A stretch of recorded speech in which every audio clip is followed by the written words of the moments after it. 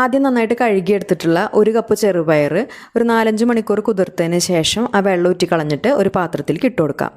എന്നിട്ട് അതിലേക്ക് 2 കപ്പ് വെള്ളവും ഏകദേശം 1/2 ടീസ്പൂണിനടുത്ത് ഉപ്പും ചേർത്തിട്ട് അത് നന്നായിട്ടൊന്ന് വേവിച്ചെടുക്കുക. ചെറുപയർ ഇതുപോലെ നന്നായിട്ട് വെന്ത് കഴിയുമ്പോൾ പിന്നെ അതിലേക്ക് ഒരു 1/4 കപ്പ് അളവിൽ ഉരുക്കിയ ശർക്കരയും, അതായത് 3 അച്ച് ശർക്കര 1/2 കപ്പ് വെള്ളത്തിൽ അലിയിച്ചത്, 1 കപ്പ് നാളികേരം ചേർത്തിട്ട് നന്നായിട്ടൊന്ന് മിക്സ് ചെയ്തെടുക്കാം. ശർക്കരയും നാളികേരവും ചെറുപയറിൽ നന്നായിട്ട് യോജിച്ച് കഴിഞ്ഞാൽ പിന്നെ ഒരു 1/2 ടീസ്പൂൺ ഏലക്കായപ്പൊടി അതിലേക്ക് ചേർത്തിട്ട് നന്നായിട്ട് മിക്സ് ചെയ്തിട്ട് ഫ്ലെയിം ഓഫ് ചെയ്തതിന് ശേഷം അതൊന്ന് ചൂടാറാനായിട്ട് മാറ്റി വയ്ക്കാം. എന്നിട്ട് ചൂടാറി കഴിയുമ്പോൾ അതൊന്ന് കുറേശ്ശെ എടുത്തിട്ട് ഇതുപോലെ ചെറിയ ചെറിയ ഉരുളകളായിട്ടൊന്ന് ഉരുട്ടിയെടുക്കുക. ഇനി ഒരു 1/4 കപ്പ് മൈദയിൽ 2 ടേബിൾ സ്പൂൺ പത്തിരിപ്പൊടിയും ആവശ്യത്തിനുള്ള ഉപ്പും നല്ലൊരു കളറിന് വേണ്ടിയിട്ട് കുറച്ച് മഞ്ഞൾപ്പൊടിയും ചേർത്തിട്ട് കുറച്ച് വെള്ളത്തിൽ നന്നായിട്ടൊന്ന് മിക്സ് ചെയ്തെടുക്കാം.